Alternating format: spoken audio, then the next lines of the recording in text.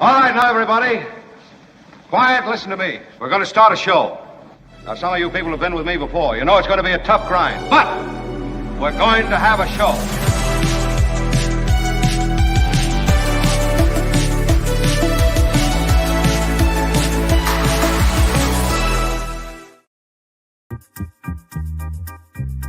Good morning. Happy Friday to you. It is Friday, Fabulous Florida. It is a Michael Shure day. It is a Michael Snyder day. It is an awesome day. Mark Thompson is in Washington, D.C. He is with family. So it's Albert and I taking it over. How you doing, Albert? I'm good. It's Friday. I'm ready for the weekend. And, you know, Fridays are our most exciting shows. We have the wackiness of Florida, and then we have... You know, the weekend political recap with Shure, and Avila won't be here, but just having at least one of them on every week is great. And then we rounded out with movies, and we talked about Cocaine Bear last week with Michael Snyder. I'm excited to see what he's going to talk about this week. Did you see Cocaine Bear? I did not, but it's a great headline, and I actually should watch it because Michael said it wasn't that bad.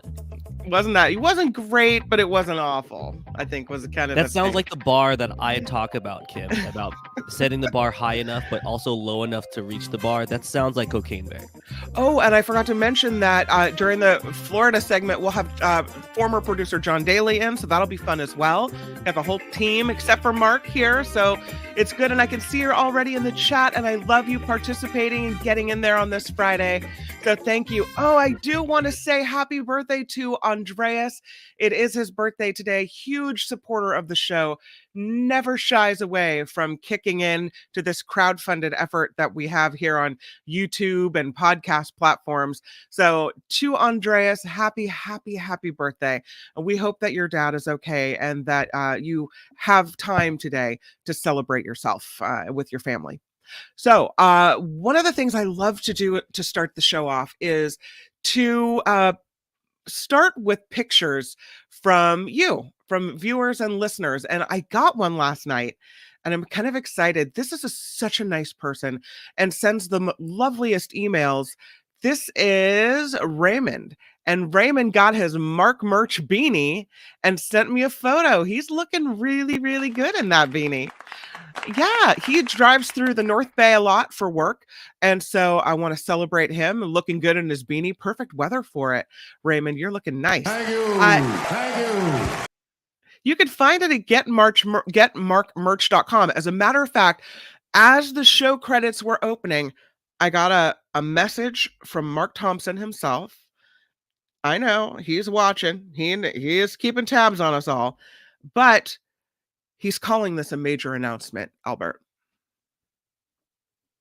All right, let me hold on. A major announcement from the Mark Thompson Show. A major announcement. Yes. It turns out the Mark's Madness hats are now available. For a limited time only, you got the Mark's Madness hats. I haven't seen them yet. Have you seen them, Albert? Do you know what they look like? I think they're just announced, but I'm looking through the website right now, which is right here, and it's not here yet. Okay. So you can get the Mark Thompson hat, but I don't think I see a Mark's Madness hat. So I'll stay on the website throughout the show and monitor it. But well, he says they're available today, so I don't know. I know our people running the shop watch the show every day, so they're probably hearing me talk about it. So maybe at some point it'll be there.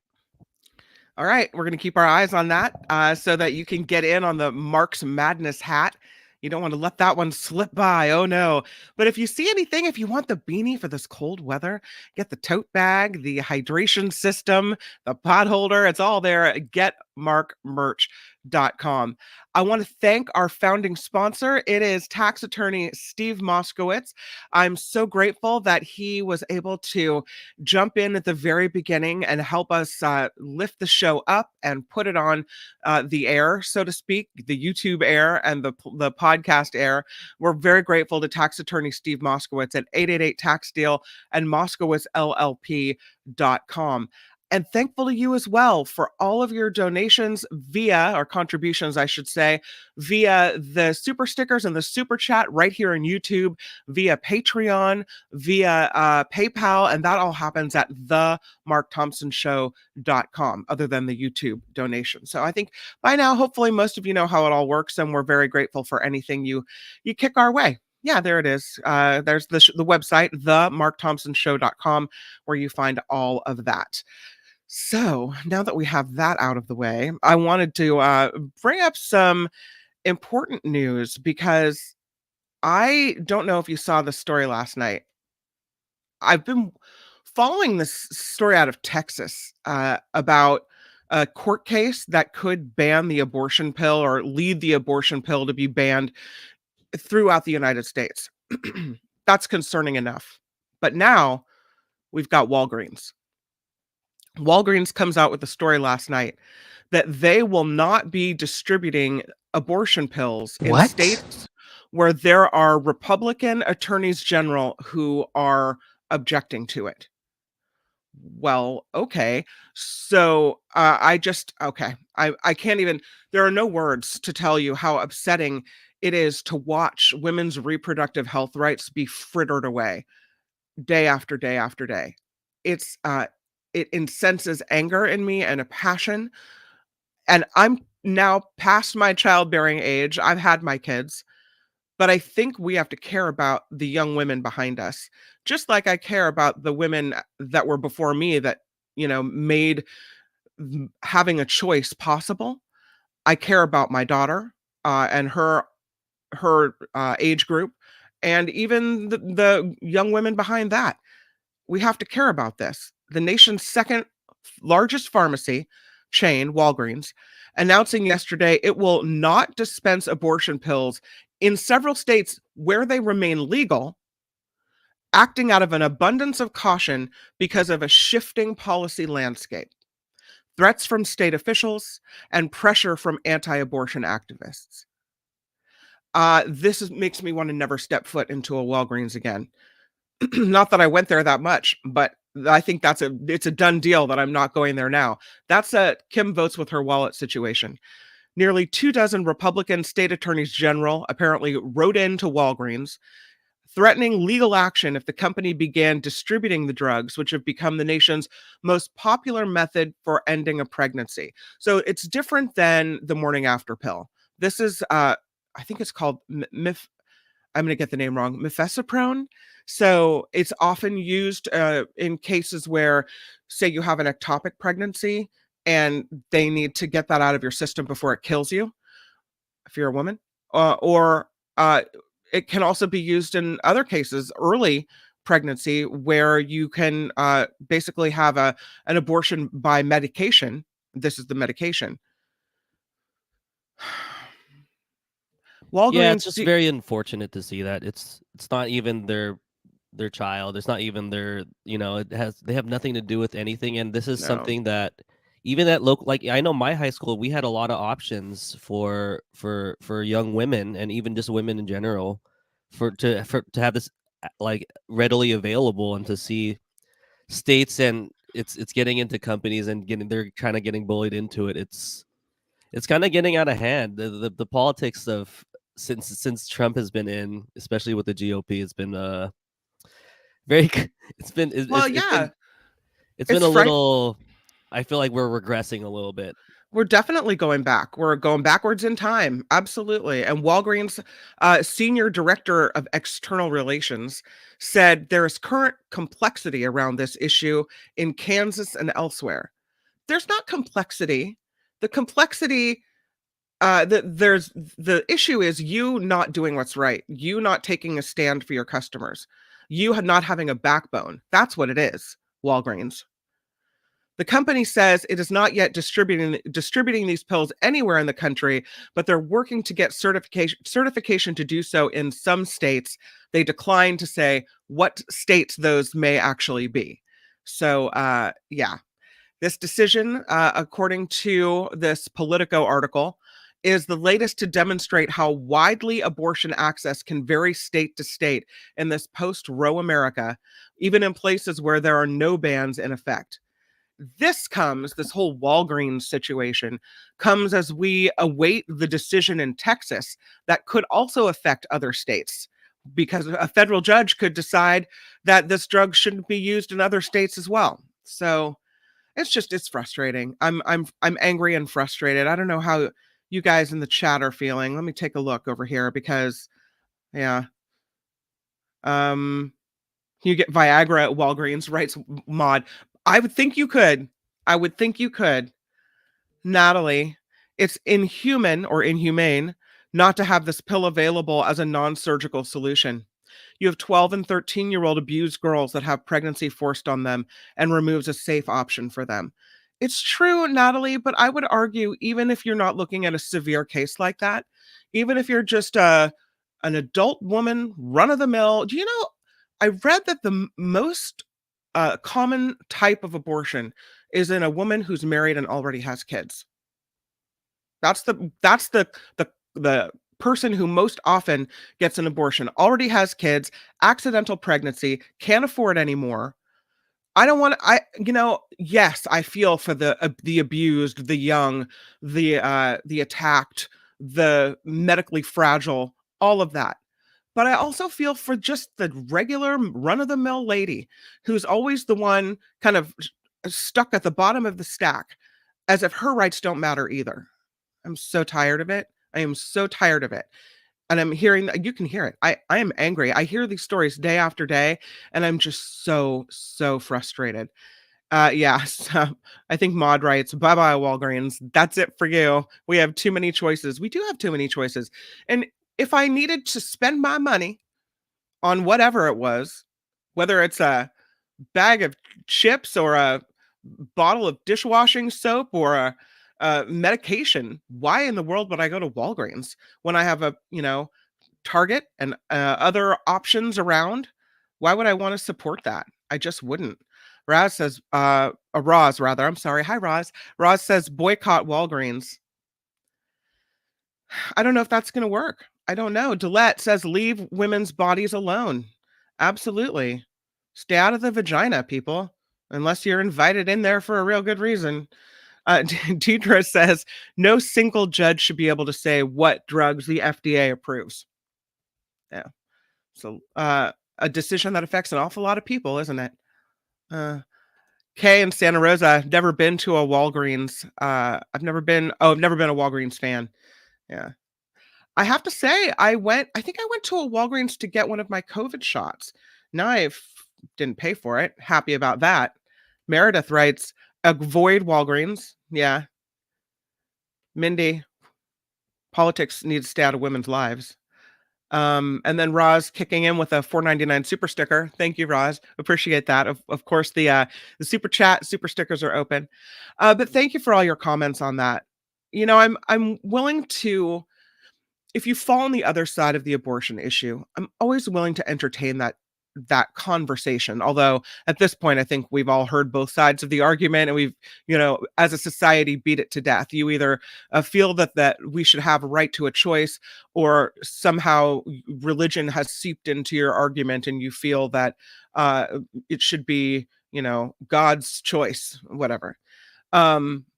Maybe God gave us the option and the knowledge so that we wouldn't have to have pregnancies we didn't want. Ever think of it that way? I don't know. A lot of people asking for a Walgreens boycott. Meredith says, I've never shopped at an overpriced Walgreens to begin with. Try to control women over and over and over. Yeah. So thank you for all the comments. I appreciate it. I don't know if it seems like a lot of you are as passionate about this as I am. And I can't even tell you, last night, it's funny, Albert, I was like, okay, I have to get someone from Planned Parenthood on to talk about, how this decision, which seems small, it really affects one store, right? You can probably go somewhere else and get this medication if you need it. Like a CVS or, whatever. Any other local pharmacy. Right. But how this one decision from Walgreens kind of sets the stage for what's happening really in the larger picture, and how, you see one place start doing this, and then all of a sudden you see these rights just kind of, whittled away until all of a sudden you turn around and you didn't realize. So I pay attention to even the small stuff like this. Very sad. William says, sorry to hear about Walgreens. Their San Francisco stores are union stores. Maybe they got that part of it right. They're at literally every corner of the street. It's true. Yeah. Every corner. John Slade says a black market will arise in those states. Maybe.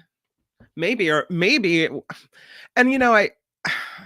the old statement, America gets the America it deserves because we're the ones that vote these people in. So, maybe women in states with Republican governors and attorneys general need to say, wait a minute, I need to rank abortion higher on my priority list of voting issues. When I go to the polls, this is what I need to consider because look what's happening. So if you live in one of those states, and I'm scared that this Texas decision could affect California. I'm scared that we'll see California stores start worrying about some type of federal legislation or federal rules, and then we're screwed. To put it in a lovely manner, we're screwed. So, yeah. So thank you for all the comments coming in. I appreciate that. I want to go through and really dig in and read everything that you guys are saying, and I may respond later. If you're listening after the live show, you can always leave us a chat, a comment on YouTube, and we'll go back in and read those and often comment on them as well. So thank you for participating and doing that today and humoring me as I just can't tell you how angry I am about that. The other story, big story, that I wanted to talk about. You want to get to Moskowitz, Kim? Oh, do we have Steve Moskowitz in the room? Yeah, Moskowitz is in the green room right now. Let's bring him in the house. Moskowitz, and then we'll get to the next story. Okay. Absolutely. The Mark Thompson Show. This is why we have a great producer. Let's bring in our founding sponsor, Steve Moskowitz. Ooh, it's like a rainbow shirt today. Hi. Hi. You're looking very nice. Happy Friday to you. Happy Friday to you too. How's the tax business today? We're here helping people because we want small businesses to be like the Fortune 500 and take advantage of so many tax incentives they just don't know about. There's so many businesses, so many individuals that could pay so much less in taxes if they just knew about them. And also we coordinate all the services because, for example, we don't do dentistry. No. But with us, there's so much that we have. We have right now, it's March, tax returns. We do regular tax returns, but not in a regular way because there's still things that we can do now in 2023 to save you taxes in 2022. And also a lot of times a new client says to me, Steve, is that something new? I say, no, it's been around for years. They say, well, why didn't my other guy do that? I say, well, that's why you're here. And then we can go back and we can amend 3 years federal, 4 years California. And there's other things we can do too. We talk to them about success planning, where we meet with a client on a regular basis up to monthly. And we do their accounting and tax planning and advise them. And also we can talk to them about estate planning, financial planning, accounting, the whole works. And we have so much that we can offer so many people. And I'd like your viewers to know about that. I love it because you think it's just taxes and then you dig in and you find that Moskowitz is the company is so much more, as I'm sure you are as well. So there's a lot that you have to offer people. And I'm, excited to present that to the viewers and listeners here because I really feel good about what that you can help people. It's our pleasure. And, we're a law firm and we've been doing this for over 30 years. We're here for you, here to take care of you and everything. And special programs like the employee retention credit, where employers can get up to $26,000 for employing people during 2020 and 21 that qualify. We're here for you for all of that. Not like these companies have just popped up and will disappear just to do this and go away. We're here for you for everything. Thank you, Steve Moskowitz, and thank you for being a founding sponsor of the Mark Thompson Show. Such a pleasure. Have a great weekend. You too. Bye. Bye-bye. Happy Friday. Steve Moskowitz, everybody, at 888-TAX-DEAL and at moskowitzllp.com. So this story has really gripped the nation. The Mark Thompson Show. It is the Alex Murdaugh story, trial, murder, whatever you want to call it. And everybody is talking about it. And it's interesting because it's a murder case in, a country so far from California, yet this is the story that is at the top of every newscast. So I just I want to recap what happened yesterday and then talk a little bit about why you think maybe that it's kind of pulling so much of our attention. The story is that Alex Murdaugh was convicted of killing his wife, Maggie, and his son, Paul, and sentenced yesterday. He will spend the rest of his life in prison. He still says he is innocent. He didn't do it.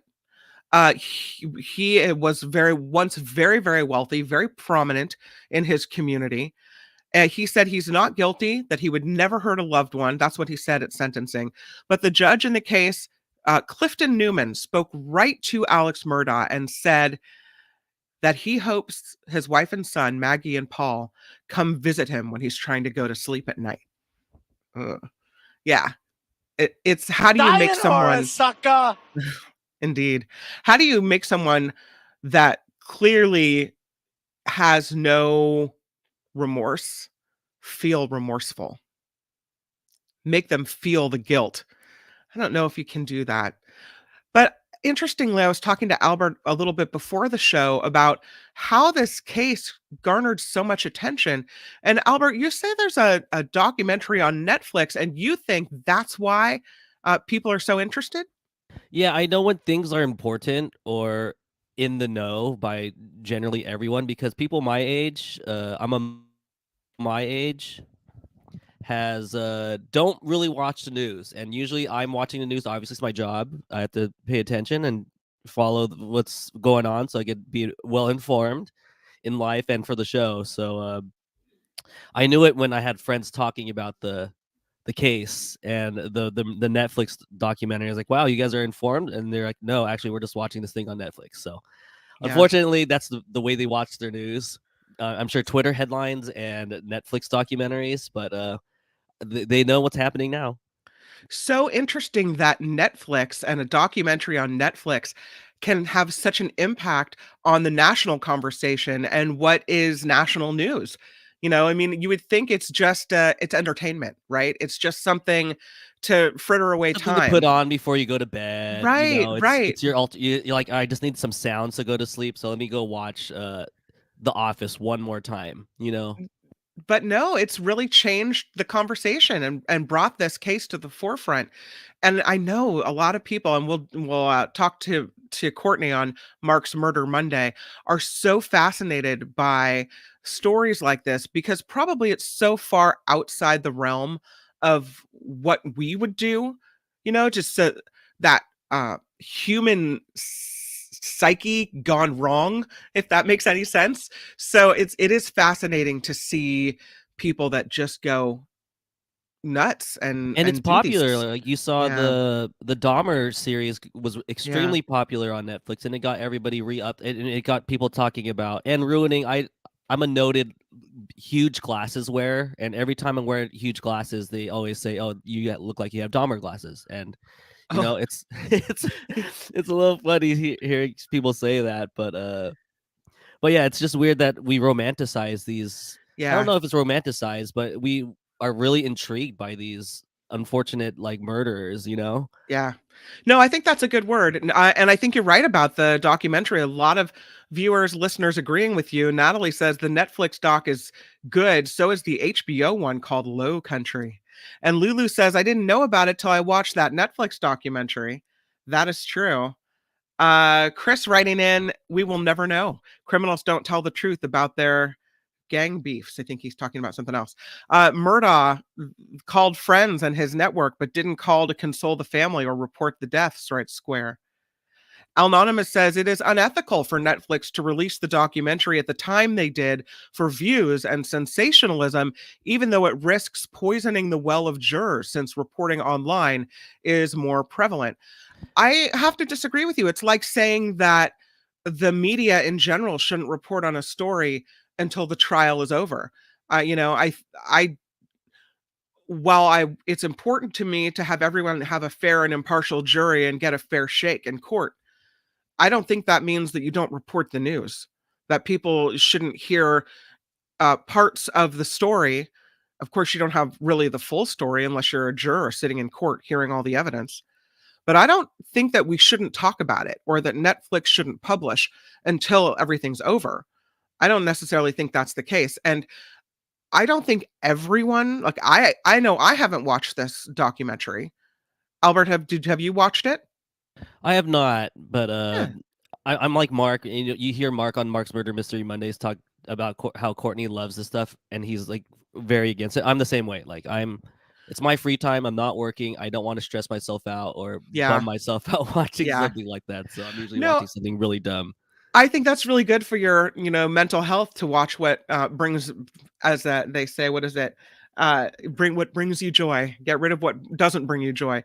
But I just I don't know, talking about the ethics of showing a documentary like this before court. I think with Albert, you haven't seen it and I haven't seen it. There's two right there. So I don't think everyone has watched the documentary, Anonymous, but I hear what you're saying. I just don't think you can apply that on such a large scale. Jennifer says, yeah, I was hoping Courtney would cover that. I'll make sure to ask her about it on Monday because she's been following this case very closely as well. And going back to that Netflix point, it makes total sense for Netflix. Like it's America. This is how you get views. This is how you get money. This is it's really hot, so you gotta release your stuff now. So unfortunately, that's how media are making their. Well, they're not really like a news media, but that's how just media in general get their clicks. Grady writes, it's a waste of time to care. Kind of how I felt at the beginning. This case is all the way across the country from us. It doesn't really affect us. But then again, every story affects us as we're all Americans. So, you should care about someone losing their life. That's a sad situation. Raina writes, I was flipping through channels a few days back and came across the trial. Glad they found him guilty. And she doesn't have Netflix or satellite, just basic cable. So, it's not just the documentary. It's people finding this case fascinating and seeking it out in other ways as well. Anonymous responding, agreed, should be transparent, but it's become partial grounds for the appeal based on press conference after today's sentencing. I think when you start restricting media coverage, whether it's coverage on Netflix or coverage on ABC National News or coverage here on the Mark Thompson Show, when you start restricting what people can cover as far as this case goes, that's a bigger problem to me. I really have an issue with trying to gag the press. There are a lot of there's a lot of information that doesn't get released from the police or maybe the court seals. But if it's fair game, I think it's fair game. And I if that means that there's an appeal because of it, I think the public's right to know is more important to me. That's just kind of how I feel that. Grady writes, cut the cord, leave a healthy life. Yeah. And Walnut Creek Softball says Dateline did an episode about the son and the boating accident where a young girl was killed a couple of years ago. And it's interesting that accident or incident, I should say, was used in trial by the defendant as some type of defense, that it had more to do with the boating incident, someone angry over that came to hurt the wife and son. That was used at trial too. Interesting. Russ, I'm rich. Wild idea, but it just might work. I'm rich, I'm white, and I'm entitled to kill my family. Sayonara, sucker. Sayonara, sucker! Flo says the Murdaugh case will no doubt spawn a plethora of movies, TV series, books, graphic novels, podcasts, you name it. Always amazed at how incidents like this stay in the public's mind for decades. It's true. Yeah, well, unfortunately, the casting or just even the backstory of this family would make a pretty good movie. It's going to be, there's going to be a prequel, it's going to be, yes. Exactly. So, Wes writing, wonder if it's because the story plays out like a Dateline episode in real time. That has a lot to do with it. Raina writes in, jurors took less than 3 hours to deliberate. That was fast, surprisingly fast. I mean, maybe that case was so cut and dried. Maybe being in that courtroom, you just looked at him and you're like, oh, Maybe they guilty, did watch guilty. Netflix special. All of them. They all Maybe watched that- it, and they're like, "Dude, did you see what did you see the Netflix thing? Dude, this we already made our decision." I didn't know this, Natalie. Natalie says the judge had to remove Murdaugh's grandfather's portrait from the courtroom for the trial. Maybe Mark mentioned something like that. I know he said the family was really prominent in that area, had held public office, and had been kind of the upstanding family in that region. So that has something to do with it as well. But that's amazing if they had to take down his grandpa's picture. Interesting. Or they just covered their grandpa's eyes. They just put a little tape over the eyes so he was not watching. Look, I can't see it. I can't watch it. I'm not going to cry. Then Julie writes, that whole family is so gaggable. They shouldn't profit from this crime whatsoever.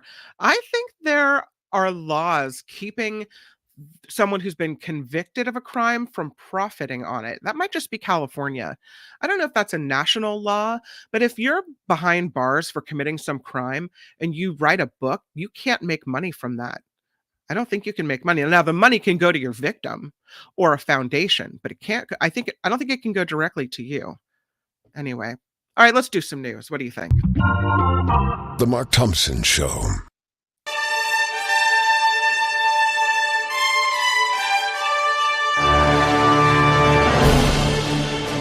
On the Mark Thompson Show, I'm Kim McAllister. Of course, Mark Thompson is off today, so Albert and I are sitting in the seat and making it all happen. This report is sponsored by tax attorney Steve Moskowitz at 888 Tax Deal. President Biden is awarding a retired Army Special Forces colonel with the Medal of Honor. And here is a picture of this man recently awarded this amazing highest military award for valor during a ceremony at the White House. His name is Paris Davis. Davis is one of the nation's first Black Special Forces officers and risked his life multiple times to save several of his fellow Americans during an ambush in the Vietnam War. Paris Davis awarded the nation's highest military award for Medal of Honor for his valor in the Vietnam War. The Biden Justice Department is urging a federal judge in Texas to preserve the current version of the DACA program. Let me take Mr. Paris's picture down for that. It is shielding some illegal immigrants who were brought across the border as children, of course. The government argues in a newly filed court brief the policy is consistent with federal immigration law. California Senator Dianne Feinstein under the weather. She's in the hospital being treated for shingles in San Francisco. She's expected to make a full recovery. She says she was diagnosed during recess last month and hopes to return later this month. The 89-year-old senator recently confirmed she's retiring at the end of her term next year. There was a little confusion about that, but it's happening. Several House members, of course, already vying for her seat, and that includes Katie Porter, Adam Schiff, and Barbara Lee. I think Scott Wiener announced his that he's in the he put his hat in the race too this morning. That's for a different race. That's actually my next story. So there is a state senator, it is Scott Wiener, considering a congressional run, not for Senate, but Scott Wiener says he may go after former House Speaker Nancy Pelosi's seat if she steps down. So that's what he's looking at. He has formed an exploratory committee and would need to declare by December. A state senator Wiener oversees District 11. That includes San Francisco. And of course, Congresswoman Pelosi gave up her leadership role in November. She hasn't said yet, though, whether or not she'll run for re-election next year. But if she doesn't, State Senator Scott Wiener wants that job. And Salesforce is reportedly reducing its real estate footprint again in San Francisco, this time in the city's tallest high-rise, that Salesforce Tower. According to a report from the San Francisco Business Times, the city's largest tech employer has listed 6 floors in the Salesforce Tower in the south of Market area for sublease. Yes, I know. What? So they have like 8,000 more floors that are they're using. They're just it's just 6 floors, but that thing is so tall. It's true. It changed the whole skyline. So the Colombian government is moving 70 hippopotamuses owned by the late drug lord Pablo Escobar to zoos in Mexico and in India. Escobar used his enormous fortune that he made off of selling cocaine to set up a private zoo on his 7,000-acre estate. $2 million he spent on a collection of nearly 2,000 wild and exotic animals from a zoo in Dallas. He later bought 4 hippos, and then after his death, the animals roamed around northwestern Colombia, and of course they multiplied, threatening the environment, posing a danger to people, because hippos are deadly. I had no idea. They look so cute, but don't mess with a hippo. More than 80 hippos are living in that region. So thanks to Pablo. And at least 70 of them will be taken again to zoos as they try to get them out of Colombia. And I don't know if you saw this story. Actress Rebel Wilson is getting a ban from Disneyland, not a lifetime ban, but here's what she did. She went on the Daly Show, said she got in trouble for taking a photo in a secret bathroom. I guess the VIPs have their own potty they get to use. And My bad. I'm sorry. Took a photo in there. Shouldn't have done it. She's not saying when she took the selfie or where the bathroom is located in the park. She says Disneyland is allowing her to choose when to serve the 30-day ban. So they called her up and they said, listen, Rebel, you're out for 30 days at Disneyland. When do you want to serve that 30-day sentence? And she said, I think June. Sounds pretty good. That's good to me. So That's she not won't be very magical of Disneyland. That's not very magical. It's nice though. You know, they gave her a 30-day ban and said, you get to pick when you want to serve it. There's a reason that this place is fun. That's not much of a ban, especially if you weren't going that month anyway. This report sponsored by tax attorney Steve Moskowitz. For more than 30 years, Steve has put his tax knowledge to work for individuals and for businesses. If you need help with your taxes, it's all about Steve Moskowitz at 888-TAX-STEAL or MoskowitzLLP.com. I'm Kim McAllister on The Mark Ladies Thompson and Show. gentlemen, I'm Shadow Stevens. This is The Mark Thompson Show. Keep it to yourself.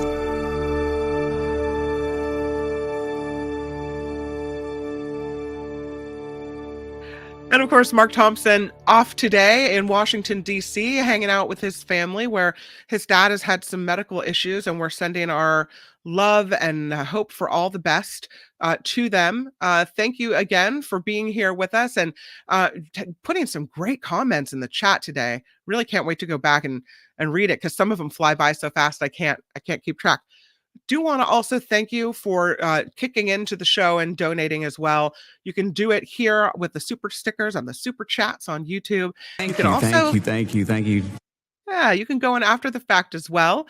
And you can donate on Patreon, which is so nice, and PayPal at themarkthompsonshow.com. So appreciate everyone who has a moment to do that and support us as we continue to do what we did on Station X and have a great time with you all. All right, it is time for something I wait for all week. It is, and I always get it wrong, Friday Fabulous Florida. Florida Fabulous Friday. Let's bring in John Daly. Hi, John Daly. What is it? Fabulous producer Friday John Fabulous Daly. Florida. Friday Fabulous what? Florida. Yes, Friday Fabulous It's Florida. The same time for adverb in Friday my title. Fabulous Florida. There is a gigantic alligator in my kitchen. A look at the weirdest stories from our weirdest state. You know, I love this segment so much. I live for it all week, wait for it, and then I can never, even since Station X days, I can never get the FFFs in the right order. You know, you can write it out and put it right above your camera. You think I could do that? I should do that. That would make I way used to too do much that sense. for, Pat Thurston so that she would get David Katz's Twitter handle correct. I don't know what I was brain block. Hi, how are you? I'm well. I need to mark that this is an auspicious occasion. Okay. That you have reached over 10,000 subscribers, and congratulations to Mark, yourself, and Albert and Tony. Yeah. That's a big deal. And auspicious would be a ding word. It is indeed a ding word. You also missed plethora. Oh, okay. Yeah. All right. You're dinging yourself. Excellent. Yeah, that extra ding, that's just for the next one. We'll just ding you early. How's and that? One housekeeping thing. There's only like 305 likes right now, and we have many more viewers. So everyone smash that. You're really good because I forgot to ask you to like it. It kind of bums me out when I go check out the comments on YouTube and I see how many people have watched the show and like no one thought of just clicking that button. So Right. just click the like it's really button. easy. Yeah, it's easy and it helps us out and we appreciate it. Why not do it? But I'm glad to see you. I love that you join us when you can for the Friday Fabulous Florida. And we have some really good stories we put together. Oh, and by the way, speaking of the 10,000 subscribers, I think, what are we now at, Albert? Is it 10.3, 10.2? Let me just confirm that. But we were at 10.2 yesterday. Yeah. And today we are... I think it's almost at 10.3. Yeah, almost at 10.3. So we're 10 subscribers away from 10,300. Okay, so if anybody is with us right now and hasn't subscribed, now's the time. Let's go to 10.3. All you need is 10 subscribers. You're just looking for 10 subscribers. Just looking for, find me the 10 subscribers. That's it. That's all we need. We just need a small investment, and then we'll go from there. That's so funny. I don't think it gets us anything to have 10,000 subscribers, but it's super exciting. Well, yeah, and it means that, what we're trying to do here is appreciated and that people are with us, and it means a lot that people that used to be with us on Station X have come to find us here. So it means, it's kind of a validation that what you're doing is resonating with people. And well, it is you're saying it's Mark Thompson. It has nothing to do with anyone else. Yeah. Kind of a big deal. I have 10,000 subscribers. Yeah, he's a kind of a big deal. It's the truth.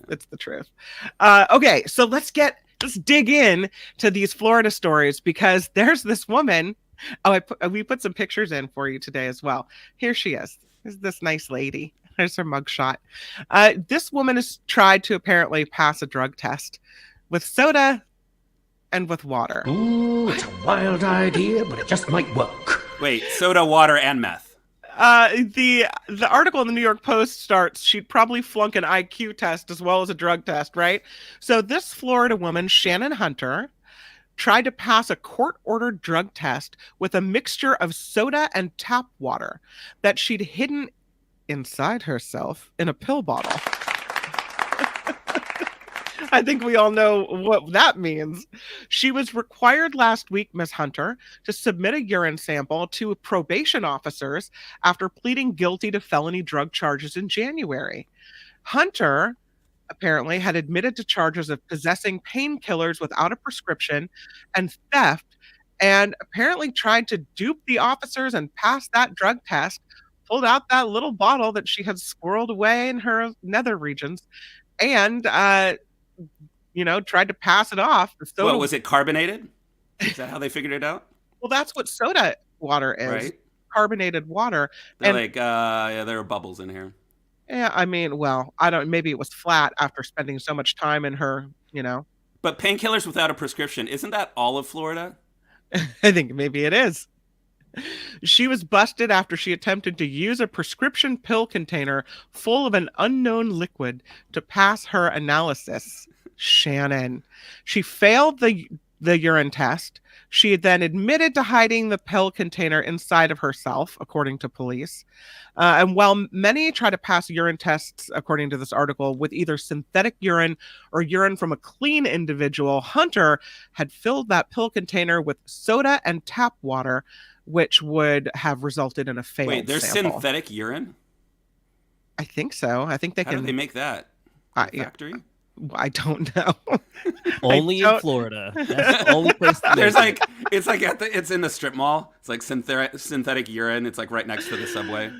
But when she filled this little pill bottle with tap water and soda water and then got busted for that, it's really the least of her worries when you look at her history. She has been previously convicted of theft, possession of drug paraphernalia, domestic battery, narcotics possession, driving without a license.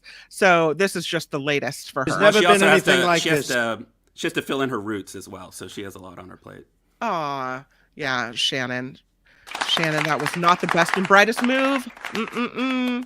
So here's another photo for you. There's a man who's been arrested in Florida after dumping 30 mattresses. That's a lot of mattresses. What? Look at that. That's high class right there. Dumping 30 mattresses and box springs along Key West Street. You don't want those, so I'm just gonna leave those right here. What do you think about that? Just gonna check those out. Why would you have that many? I don't know. Let's find out. Apparently, It's this concerning, man, right? Having 30 mattresses. and what did you do with them? And why didn't you sell them? This man was arrested after deputies say he left more than 30 mattresses and box springs along the street. The waste management for Monroe County told the sheriff's office that bedding weighing more than 1,700 pounds was dumped at Front Street and 4th Avenue. Where's that, John? Oh, it's right by the Whole Foods. Absolutely right. So if you want to get a little rest in, before you go shopping, get a big little nap Whole before you Foods pick run, up your organic produce. Yeah. Detectives learned the mattresses came from a Key West hotel. A manager there told deputies he hired Michael Herrera to replace the beds at the hotel. Herrera admitted he dumped the mattresses Monday in hopes that residents would take them and that he would return the following day to remove what was left, according to sheriff's office. That's real. Yeah, so on second thought, I don't think you want to sleep on one of those mattresses. But he didn't ever return to take the mattresses that people didn't collect, and instead he left them there on the street. So, yeah. Of course, the fine people of Florida, and the sheriff says that I believe better, cleaner, safer streets means better, cleaner, safer neighborhoods, and arresting those who trash our neighborhoods is a top priority. It was wrong, it was stupid, and I'm trying to be a better person. Yeah, he's now facing charges. Russ points out that actually is the back of Whole Foods. Oh, is that the back of it? Yeah, it is. Thanks, Russ. He's been charged now with illegal dumping. All right, so let's go to this story. I'm going to click on this picture. This guy found this massive clam. There it is right there. What? It's a big one. This is a man who found a massive clam on the beach, and he was going to turn it into clam chowder.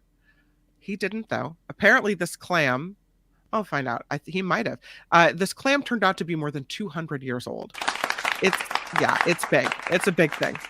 He finds this clam. Blaine Parker is his name. He finds this big old clam on the Florida coast, wanted to turn it into clam chowder, but Parker found, he said, from a marine lab that this giant clam was more than 214 years old.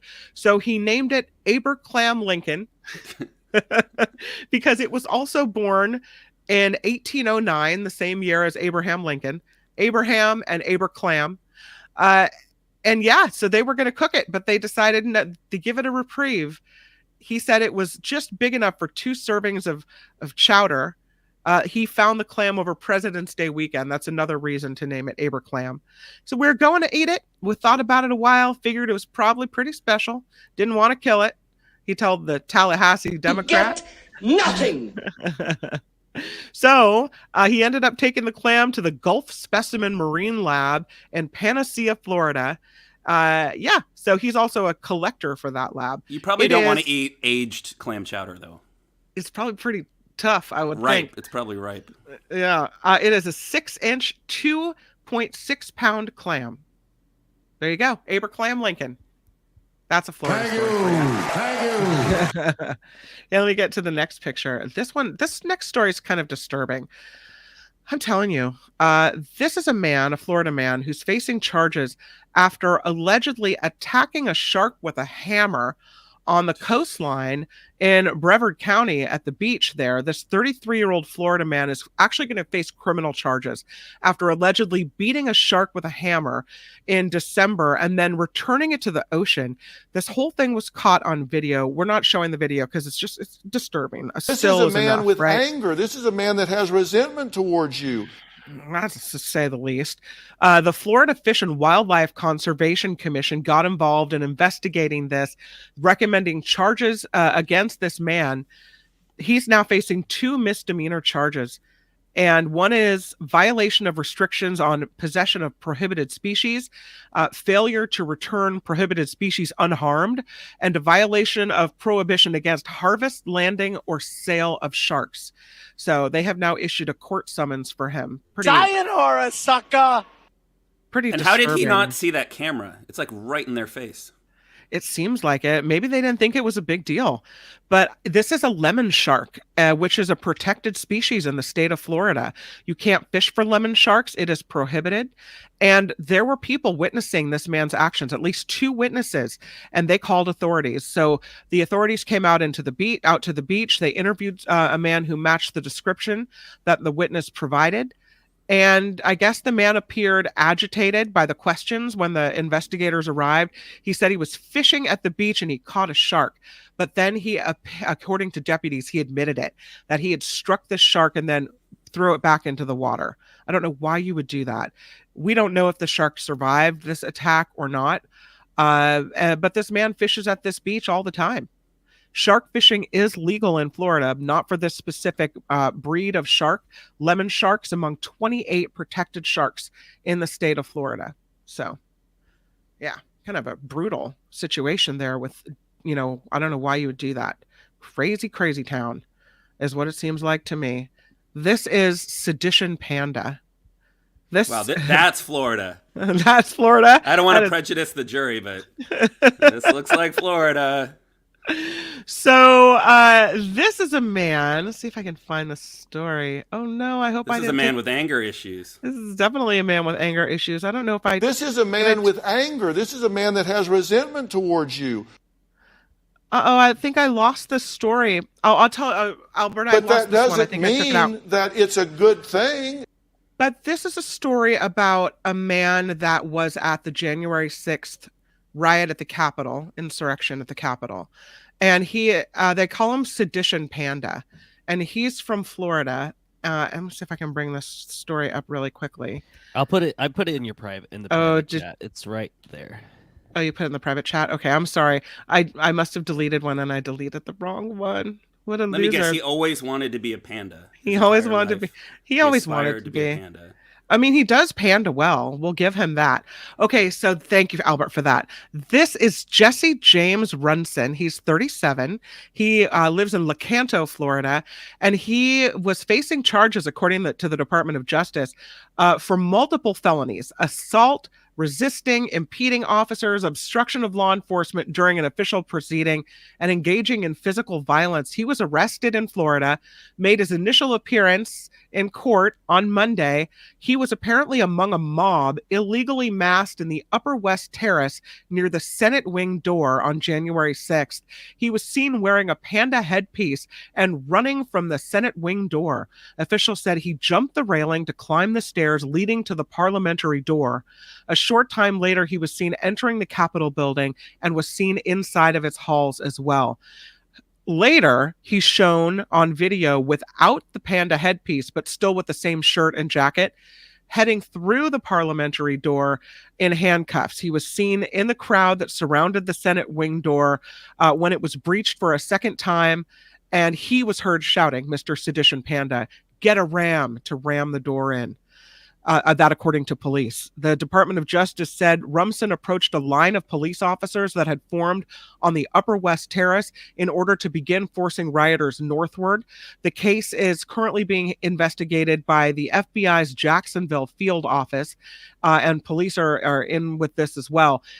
In the 25 months since January 6th, according to the story from WFLA, more than 985 people have been arrested in nearly all 50 states for crimes related to the breach. So, he's not the only one. And we've got some people arrested for being involved in this as well in California. But people in the chat want to know if he's related to Angry Elmo. Yeah, he's not related to Angry Elmo. He should be, though. Don't stop and take a picture with Sedition Panda. Did you say the charge was illegal masking? That's what they're concerned with? Is it illegal masking? I didn't think so. I think you had said illegal masking. Oh, was it illegal masking? I thought it was obstruction, assault. Okay. Well, if you get them in order. You get them in, yeah. It was assault, resisting, impeding, obstruction during an official proceeding, engaging in physical violence. Okay.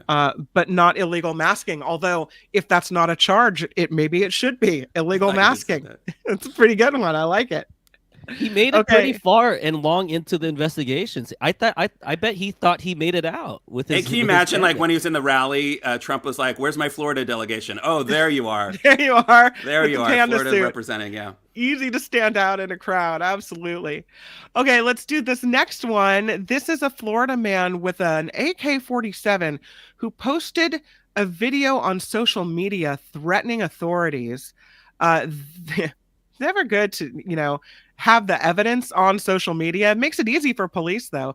This man facing charges after posting a video of himself threatening and yelling obscenities at the Miami-Dade police officers on his social media account. 22-year-old Vernon Kelson threatening threatening in the video on his Instagram page at Get Back Gan Hank.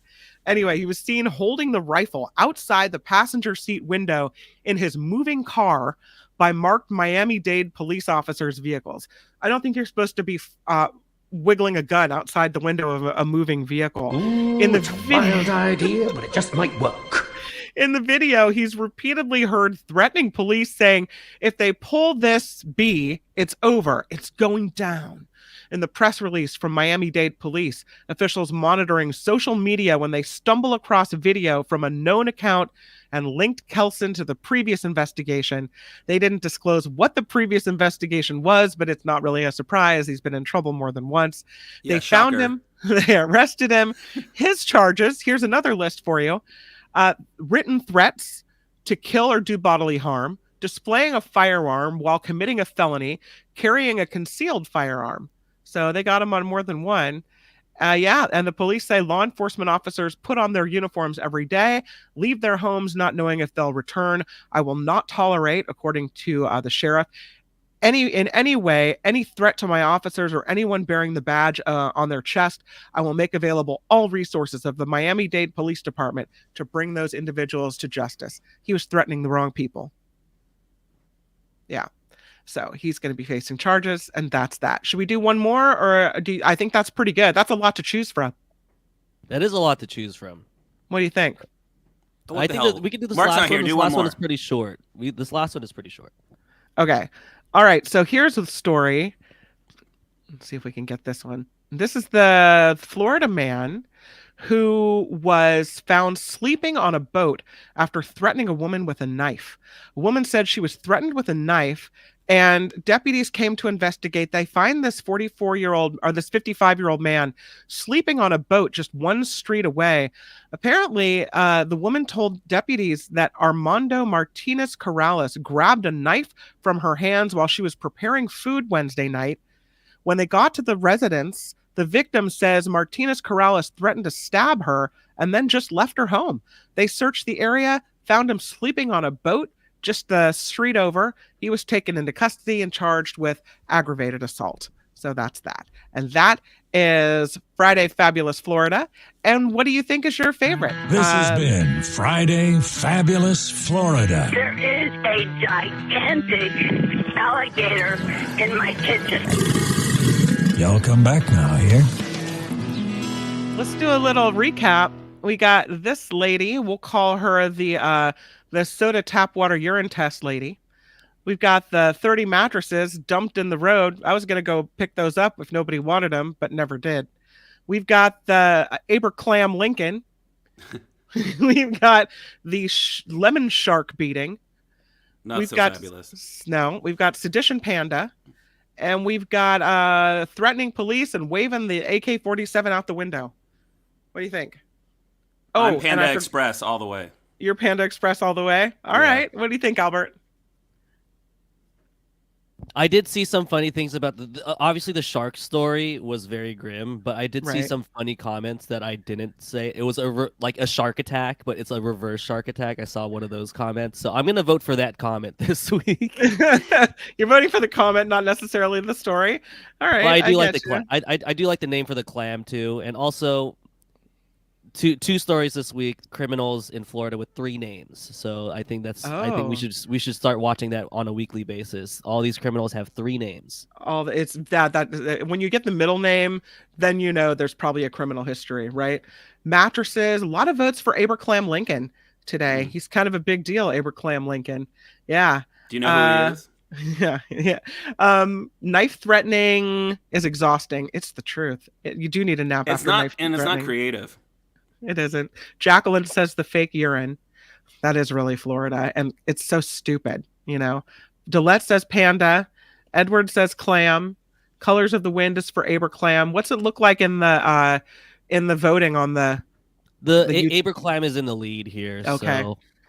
So, there's some votes for the Sedition Panda, which is in second place, and then the urine test also is close there. I feel like the panda could be in a movie, like Insurrection Panda. Yeah, I saw that comment too. Insurrection Panda. Oh, did somebody comment on that? I saw Cocaine Panda as well. Just Cocaine like Panda, yeah. And John says it would have been more Florida if the guy was wearing a gator suit. That's true. That would have been a little too obvious. Yeah, that would be on the nose, or on the snout. Yeah. Clam. I think Clam is going to take the win today. I kind of waffle back and forth between Aberclam Lincoln and the panda, but I think I have to go Dumb Lady. I really do, because how in the world would you ever think they would know that soda and tap water, you know, they're testing urine. If there's no urine in it, then what a big dummy. So I think. Well, I'm going to go out on a limb here and say she wasn't really paying attention in chemistry. No, you don't think so? I think I have to pick her just because, you know, come on. That's just the dumbest thing. But I hear you on the Aberclam Lincoln. That's a pretty good one too. And I do like Sedition Panda. So, all right. I think, what do we have? I think it's the Clam is going to be winning this one. Yep, it's looking like the Clam is winning. Looking like the Clam. All right. Thanks for participating in Friday Fabulous Florida. I got it right. Oh, did she get a ding? No, that's not dingable. That is not dingable. That's embarrassing not to get it right after all this time. Thank you, John Daly, for coming on. Thank you, and I want to send positive vibes and energy to Mark's dad, and we're all thinking of him. We are all thinking of him and hoping that everything works out for the best, and that he rebounds and that everything's okay and he gets well soon. Mark, by the way, will be broadcasting live from Washington, D.C. Probably not Monday, but the rest of the week. So we have that to look forward to as we go in. He's going to be in D.C., I think, at least all of next week. So we'll try not to crash the houseboat while he's away. We'll try not to. Everyone, keep your panda suit in your closet. Don't take a nap on the boat. Everything's going to be don't okay. Don't eat that massive clam that you see lying there on the beach. Don't do it. Don't do it. Thank you, John Daly. We love you. Thank you for being here. Adios. Adios, amigos. Bye. All right, let's do a little bit of news before we get to the rest of the Mark Thompson Show. We have coming up... The Mark Thompson Show. Coming up, we've got Michael Snyder's coming up. Michael Shure is coming up. So we've got a lot of good things ahead on the Mark Thompson Show on this That was Friday. A classic lineup. That was Mark's original Friday lineup for the longest time. Both Michaels every Friday in 11 o'clock hour. Hey, you know what? I'm not going to change the way the show's going. I'm not here to rock the boat. I'm just here to, keep the front door open and invite everyone in. While Mark's away, we got it handled. That's right. Let's do a little bit of news though, while we can, before we.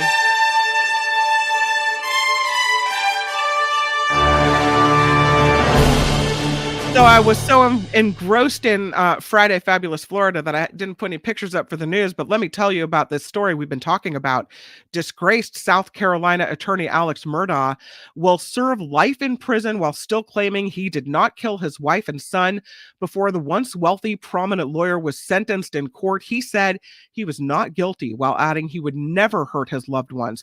But the judge spoke directly to Murdaugh, saying Paul and Maggie, his wife and son, have to come visit him when he's trying to go to sleep at night.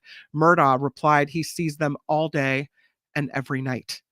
Republican presidential candidate Nikki Haley says she wants an America that is proud and strong. Speaking to conservatives gathered at CPAC, the former South Carolina governor said it's the opposite of a country which is weak and woke. Haley noting the increasing national debt on President Biden's watch and said he's only going to add more debt in the future. She added that some Republicans have helped him worsen the nation's financial situation. That's a lot of talking. Florida Governor Ron DeSantis criticizing members of his own party for failing to defend their own beliefs in the culture war debates. Speaking to GOP donors, DeSantis calling out Republicans for not doing more to push back against the so-called woke ideology. You get the feeling like this is going to be the whole woke thing is what we're going to hear about in 2024. We'll talk to Michael Shure about that and see if that's what we have in store. He said, DeSantis, some Republicans stand by and let the media define the terms of the debate. The Florida governor expected to jump into the 2024 presidential race at some point, and numerous polls show he's a favorable candidate among GOP voters behind former President Trump.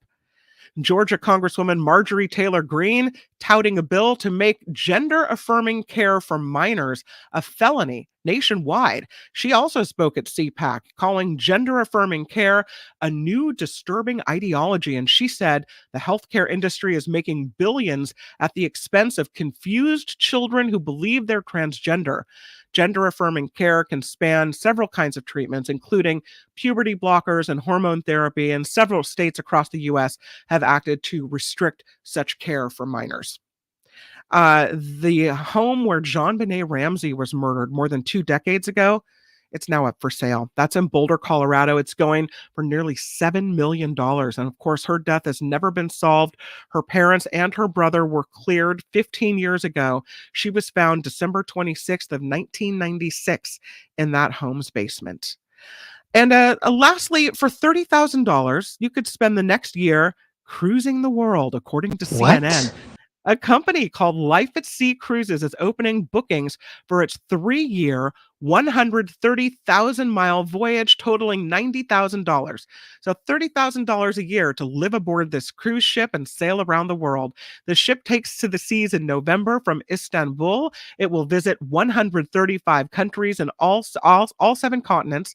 There's room for just over 1,000 passengers in its 400 cabins. I'm thinking, Albert, if you're living on a cruise ship for 3 years, your chances of getting the norovirus or COVID probably pretty high. I don't know. I'm just going out on a limb. If there's an open bar, I'm sure you could counteract that thing with all the alcohol. Little booze. You don't just get pour sick. a little bit on it, and you can just keep it going. It's a wild idea, but it just might work. This report sponsored by tax attorney Steve Moskowitz. For more than 30 years, Steve has put his tax knowledge to work for individuals and for businesses. So if you need help with your taxes, Steve Moskowitz is the one to call. He is at 888-TAX-DEAL. He's also at MoskowitzLLP.com. I'm Kim McAllister on The Mark Thompson Show. Feel it in your soul. The Mark Thompson Show.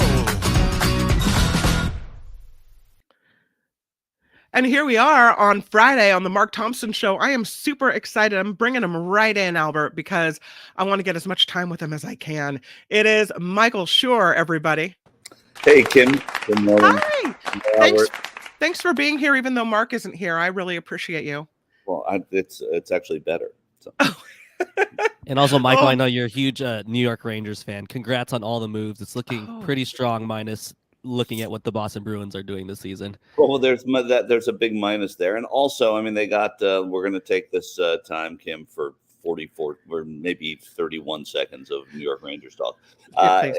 Too much. Some dream team is sort of like a B-list dream team. I think they needed somebody on defense, and Boston got Dmitry Orlov. Not that the Caps would have traded him to the Rangers, but now he's scoring late. They're calling him Bobby Orlov up there now. So that's a great one, which is good. So I don't know if you heard the news there. Are we done with Rangers? We're done with that. Yeah, because usually Mark, I had to fill in Mark's talking about sports to Michael for a little bit. So Thank God you're here, Albert, because that's my downfall. Is where I would stumble and fall flat on my face. So thank you for that. I don't know if you heard the newscast, but I just had 2 stories back to back. One about Nikki Haley, one about Governor DeSantis in Florida, and both now. One, Haley already saying she's running for president. DeSantis hasn't officially declared, but we all know that's imminent. And both are talking woke. that, the Republicans are letting the media, the liberal media, and the Democrats talk about woke and dictate what's going on in this country. Is woke what we're looking at? Is that straight ahead?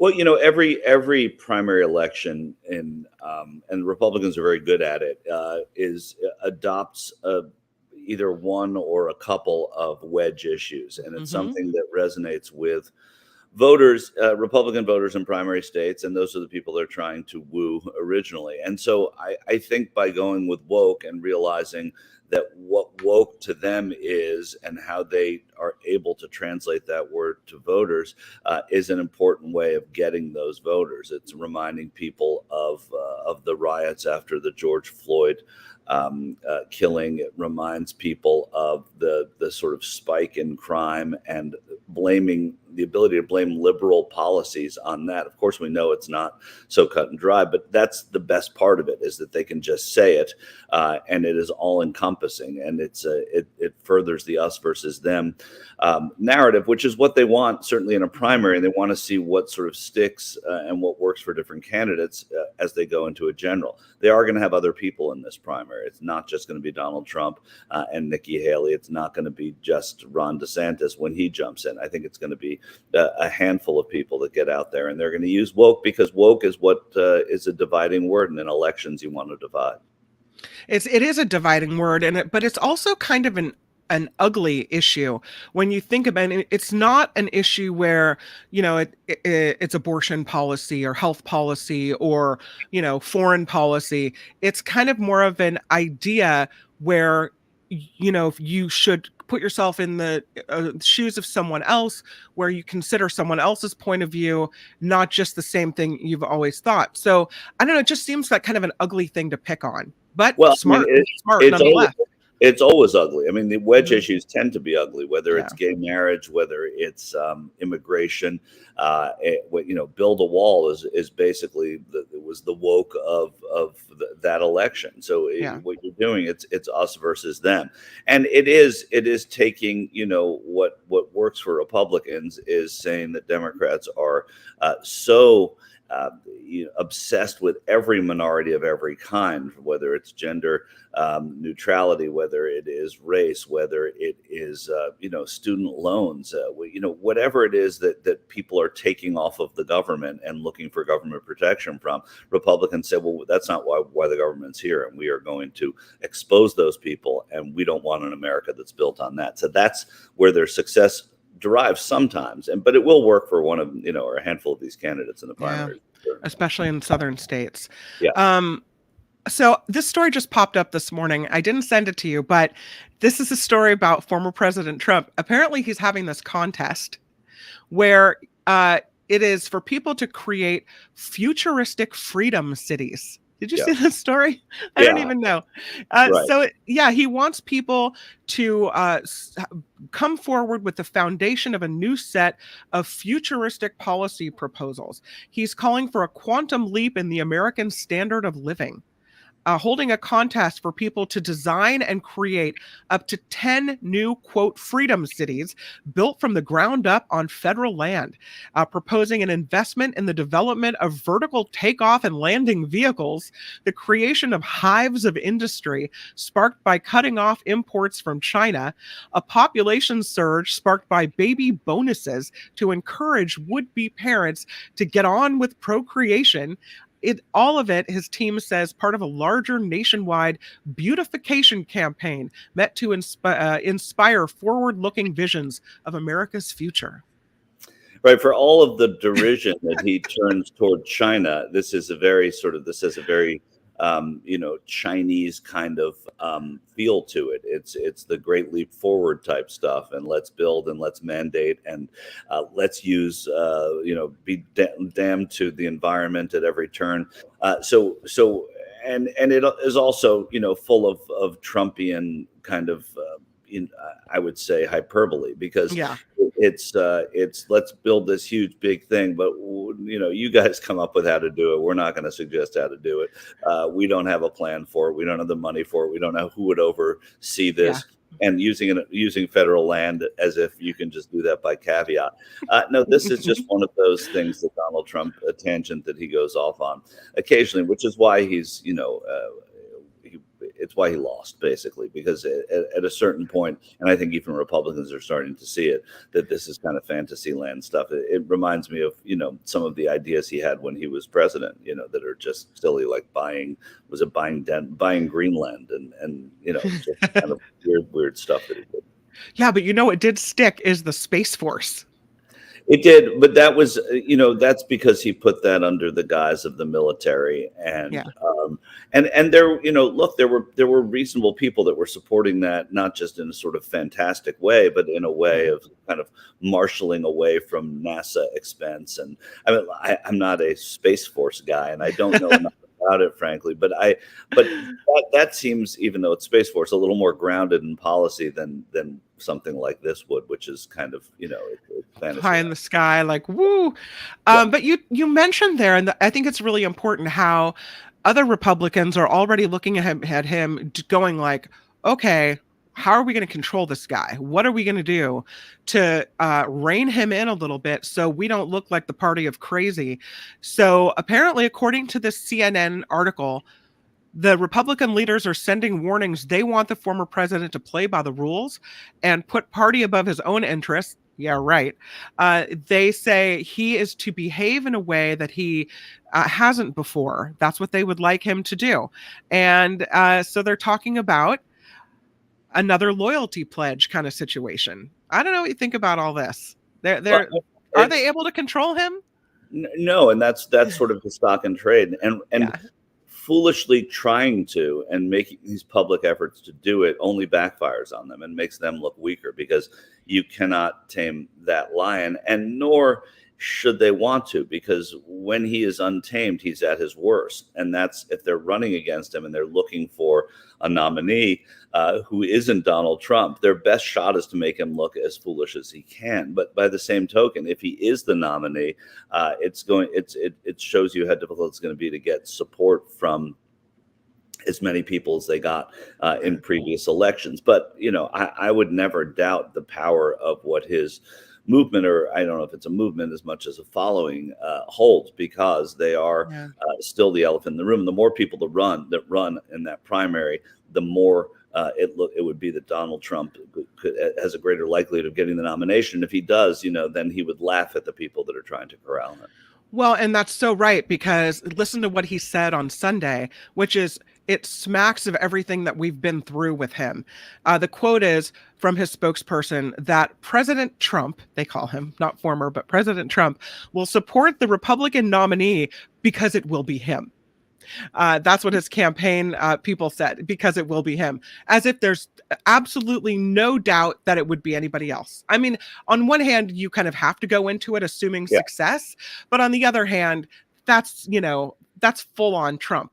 There's no room for loss or any type of defeat, and it reminds people of what happened.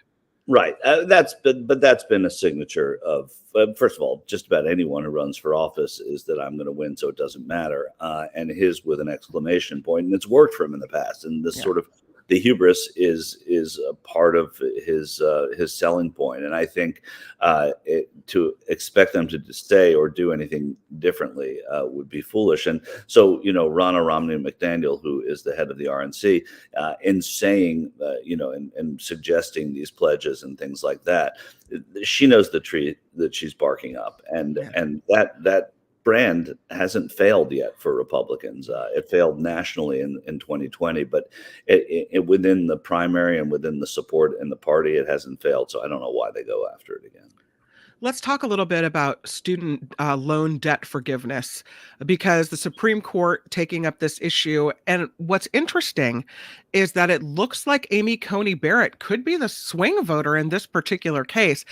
It's a big deal that the Supreme Court could impact what they say is 26 million student loan forgiveness applications. And everyone's just waiting to find out, am I going to be stuck in this debt that I'll never get out of, or is there some help for me? Yeah, I mean, when the court gets uncomfortable about making a ruling on executive order, they look at Congress and they say, well, why isn't Congress the one deciding this. Why are we deciding it? It's a way of just sort of passing the buck, which certain courts have done on certain executive order type rulings that they have to make. Look, I think that the president is on the right side of this in terms of politics, and you can't ignore that, especially a year ahead of a presidential election. That said, I don't know which way the court's going to rule. It would shock me if they didn't overturn it. But again, it is great political hay for Biden if he runs, because of the fact that that's what, when you see 26 million people making applications, it's a lot of votes right there. I mean, I guess one positive is he can't say he didn't try. Right. Well, of course. No, and not just try. I mean, he did it. He put it in there. And again, it's cart before the horse. We don't know what's going to happen. If it goes back to the Congress, it's going to put members of Congress on their heels. The biggest number there is, again, that 26 million applications, meaning that those are people that are going to be fired up about this issue one way or the other. And I would imagine that a lot of those people are going to vote that issue. Can we talk a little bit about, and I might need some background on the story from you, because this is a story where we're talking about the DC crime bill. Yeah. And there's a lot of back and forth, and I'm hoping you might be able to set the stage for me, because there's a lot that I kind of not understanding about this. Well, right. So the idea of self-governance is something that the District of Columbia doesn't have. Congress kind of oversees them, and now not on every sign that's put up on a lamppost, but in terms of big legislation that goes through, and in terms of law and order as well. And so the DC City Council passed what seems like a fairly progressive type of crime bill that the mayor was opposed to. Muriel Bowser, the mayor, was opposed to. And it turns out that Congress, in voting on it, didn't like it. And they assumed that the House approved it, the Senate didn't. And it seemed as if the president was going to veto that. And it would stand to reason, because he is all about deferring self-governance to the District of Columbia, and so he wouldn't want to step in, but he is not. He announced yesterday at the Democratic caucus luncheon among senators that he is not going to do that. I don't know if it was the caucus luncheon, but he was on the Hill when he announced this to the Senate caucus, that he's not going to veto it, which means that he is not going to do something that a lot of progressive Democrats wanted him to do. Now, the main thing that they're keying on here in doing that is saying that there were reductions in sentencing for home burglaries and carjackings and crimes of that nature. And he's saying he doesn't want to support that. He can't support a reduction in penalty for that. Again, we're looking for tea leaves here. This sounds like someone who is running for re-election, even though I've said that I don't think he will. This is the type of thing that, someone who's running for re-election would the side he would take. But a lot of Democrats are pretty upset about it, it seems like. Progressives. Feeling like they've been led astray. Yeah, well, progressives are people saying they've been led astray by Biden, but there's a difference between saying you think that a place should have self-governance and when it's before you on a specific issue saying, I disagree with that. You're allowed to do that. It's sort of the micro and the macro. In the micro, he doesn't think that you should lower the sentencing, even if he does, he thinks it's better political. We were talking about wokeism. This is a way to fight back against that sort of thing. And so he'll be able to say, look, they tried to lower sentencing on carjacking. Are you kidding me? They really tried to do that. And then he owns the issue rather than vetoing it. Yeah, I can see that it's smart, although a little bit of a political flap within his own party right now. Yeah, it's going to hurt him big time. I think that there are a lot of, and I think that just to finish that quickly, a lot of Democrats learned a lot from the primary, the mayoral primary in Chicago this week, where Lori Lightfoot, who would be more like the DC Council, lost terribly, was sort of kicked out of office, mostly because of her views on crime and sentencing and lack of support for the police. So I wish, that's irresponsible to say it, but the police support went elsewhere, and she was not always on the police's side. So I think that you learn from that, and you learn that, hey, this is how you get kicked out of office, and that's not what Democrats want to do. Let's bring it to the state side now and talk about California. There's a new poll that shows that a majority of California voters do not want Governor Gavin Newsom to run for president in 2024.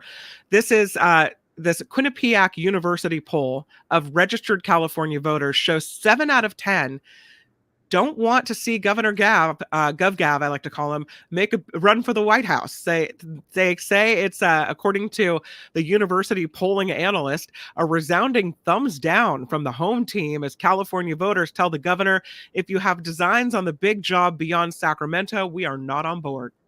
Well, it's all in context. I mean, if you have designs on the big job, they've elected him with pluralities a number of times to a number of offices, including a recall. So the notion that, it could also be that you have Biden supporters there, Harris supporters there, who say they don't want you to muddy the water. He's already gone to the White House and said, I will not run for president unless Joe Biden doesn't run for president, then I'll reevaluate. So when he reevaluates and Joe Biden is not running for president, should that day ever come, this poll will look very, very different.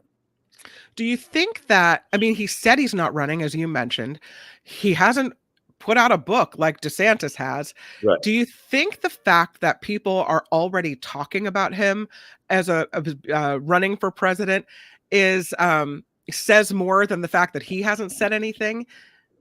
Well, I mean, it's sort of typical that would happen. I mean, it's what's the next rung for Gavin Newsom, right? Yeah. He doesn't want to run for a Senate seat and be one of 100. He doesn't want to be the ambassador to Denmark. I think that he would probably want to, run for president. Yeah. And I think it's a complicated situation because you have also a vice president from the state, and they would be dipping into the same coffers as far as fundraising. And I think he would have an easier time than Vice President Harris would. But this is just all the conjecture that always happens. Gretchen Whitmer isn't running right now. People talk about, will she run? Phil Murphy, the governor of New Jersey, he'd make a great candidate, but he's an East Coaster. He's a businessman. I mean, people always think about these things. And Gavin Newsom, he's had his eyes on the prize for a very long time in his climb through politics, and he's been really successful at it. So the notion that a successful, telegenic, surprisingly issues-oriented governor might run for president, that's fodder for people like me who talk about this stuff. Okay, so one last issue to bring up to you, because I had Albert wrote into we have a show document sheet. He said the public support for Ukraine backing is softening. 60% last May, now 46% are supporting the United States support, monetary support of Ukraine. And he's writing, what are the political realities here and among NATO allies? And then I saw the story this morning, which I think is interesting, showing U.S. support doesn't falter at the federal level. Attorney General Merrick Garland made an unannounced trip to Ukraine today, following the president's trip and Yellen's trip and everything else. So, while public support might be falling a little bit, and that kind of goes along party lines, it would seem. The Biden administration, they're one after the other, they're going to Ukraine. Yeah, and you had, I think the most important thing was Blinken and Lavrov meeting this week for the first time in a while. The public support wanes as the news story wanes, and as America gets tired of a news story, the support and passion behind whatever side someone is on initially is likely to wane because it's not in the news all the time. I don't think it's going to matter politically, personally. I think that the Republicans are going to paint it as, look where we're sending money and look where we're not sending money. That falls flat when they talk about Israel. That falls flat when they talk about South American nations as well. So I don't think that it's places that Republicans typically support giving money. Certainly in the Amazon basin, certainly in Israel. So I don't know. I don't think people are going to vote on what happens in Ukraine. Where it becomes a political issue, where these polls sort of matter, is if the old feet on the ground thing. If there are feet on the ground, or the threat of putting them there, then it becomes sort of a hot potato as far as politics. It seems like Republicans are kind of not right out and out with it, but they seem to be gravitating toward a support of Russia. And I know, I think it was this week or last, Marjorie Taylor Greene, my favorite person, she decided to call for an accounting of the money that the United States is giving Ukraine in this war. Do you think that support is going to be, if you're more progressive, a liberal, Democrat, what have you, that you support Ukraine, but if you're a conservative Republican, you're backing Russia? And how did we end up there? Well, that's what people on the Democrats want people to believe, that means you're backing Russia. When in point of fact, Republicans want this accounting because they're deficit hawks until it comes to the military, right? And this is an unusual place for them to be, asking for an accounting of where military dollars are going and where support is going. It's also their right to do that. I mean, in Congress, there is oversight for this kind of thing, but the point is what they're trying to make. And I think that point's going to fall flat because it is going to put them in bed with a tyrant. It's going to put them in bed with Putin, even though it's not necessarily the direction that they want this to go. They want it to go in, this is a colossal waste of money. We're blindly supporting NATO. NATO isn't doing enough for us. Why are we the ones paying for everything?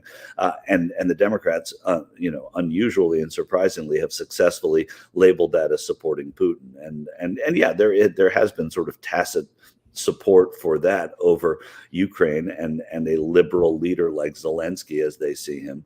But by the same token, I don't think it's a winning stand to take at all, and I think it's gonna bite some of them. It's a silly thing to do. I adore you. I think you are. It's true what Mark says about you every week, that you have forgotten more about politics than most of us will ever know. So knowledgeable and reasonable in your thoughts. And I really love talking to you about all this stuff. All right, Kim, it's great to be here. It's great to be here without and let's go Rangers. Let's go Rangers. Thank you so much, Michael Shure. Have an awesome weekend. You too. Talk to you. Bye-bye. Thank you. This is the Mark Thompson Show. Sorry, I've been pretty on it, but I'm trying to press it now. It is not good. I thought I was being so clever with that. The Mark Thompson Show.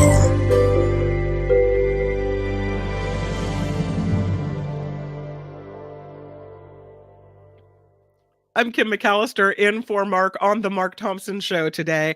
Do want to do a little bit of news and then thank everyone who is donating to and contributing to the show. Of course, we're crowdfunded. We really appreciate it. We are also opening the gates for sponsors to come into the Mark Thompson Show. So if you have a business or there's something you want to sponsor, please shoot us an email at themarkthompsonshow@gmail.com. We would love to talk to you about the opportunities that we have headed your way to have a beneficial relationship and get your business advertised here as we work to keep the show running. So we appreciate that. I just want to... Okay, we're doing news. I'm Kim McAllister on the Mark Thompson Show. Crews scrambling to restore power in several states as severe storms hit the southern United States. We've got Tennessee leading the nation, more than 180,000 outages there. Cities like Nashville have seen strong storms today. Meanwhile, thousands of Texans are in the dark. Californians are in the dark, as well as PG&E works to get the lights up and running in some areas. And as we just talked about in the last newscast, Republican presidential candidate Nikki Haley is calling for an America that is proud and that is strong. Speaking to conservatives gathered at CPAC, the former South Carolina governor said it's the opposite of a country which is weak and woke. Haley noting the increasing national debt on President Biden's watch. The Justice Department is avoiding a question on whether abortion is constitutionally protected under the 13th Amendment. Interesting story, this. An anti-abortion activist charged with violating the Freedom of Access to Clinic Entrances, or FACE Act, argued to a federal judge that her charges should be dropped because abortion is no longer considered a federal right. DOJ said in a court filing, it can continue to enforce the FACE Act because Congress has the power to regulate interstate commerce.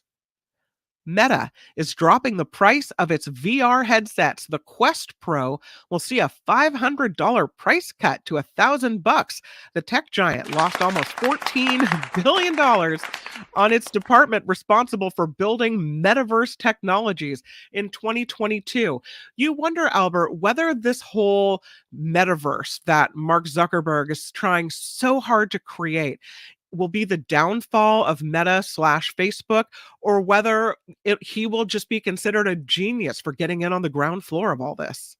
Well, it's playing out before our eyes, and it's not looking good so far. So let's just give him some time. $1,000 for one of those things is still kind of pricey to get people interested. Yeah. So I don't know. We'll see where it goes, but I don't think it's going anywhere. You don't think so? You don't want to open Mark Thompson Terrace and Mark Thompson Square in the metaverse? No, I'm sure it would be fun, but then it's like one of those things. It's just kind of like a fad, and then it just goes away. Yeah, and then we'll laugh about it. Like, you remember when we did that Mark Thompson Terrace thing in the metaverse, and we stopped doing it? Exactly. Yeah.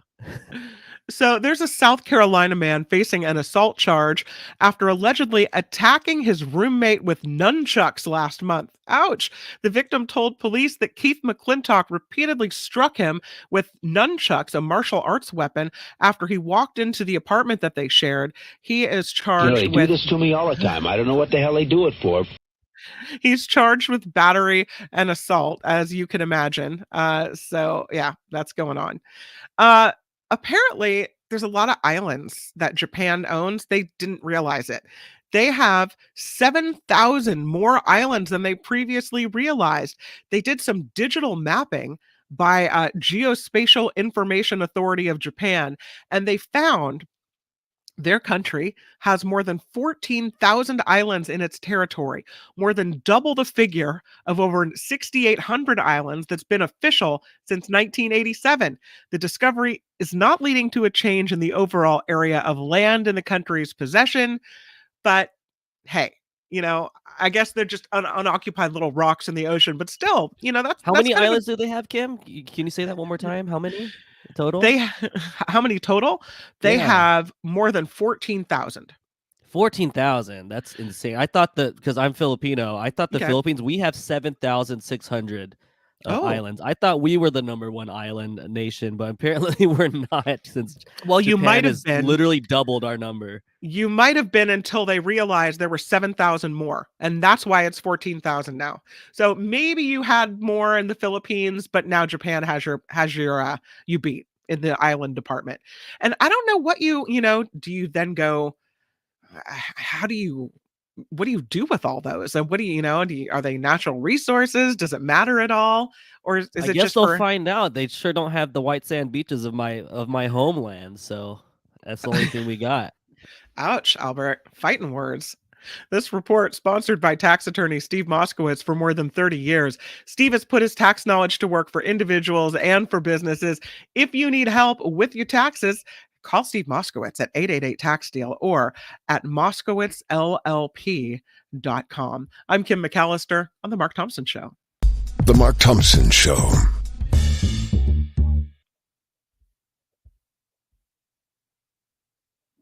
Are we doing a stinger? Or that was the stinger? That's okay. Hey, because we did hit the country stinger we hit yesterday. Oh, let's do it. Which was nice. So yeah. Let's just hit that, and then we'll get right to Michael Snyder right after. I like it. Oh, I want to thank some people too, and then we'll do Michael Snyder. Sounds good. Ready, go. The Mark Thompson Show.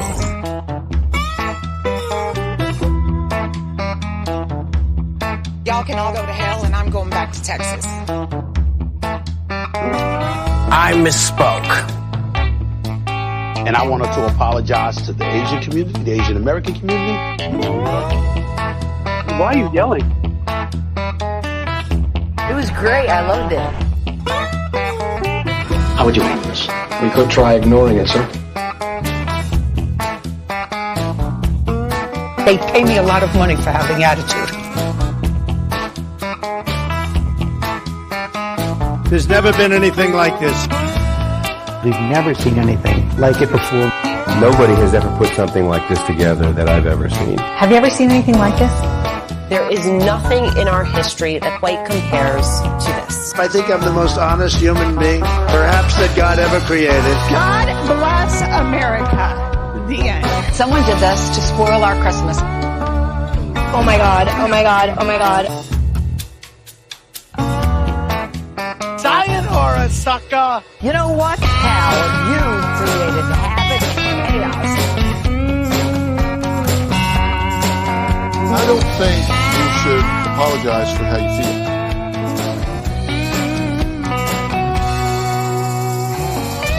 Do I hit it long? Is Trump strong? Huh?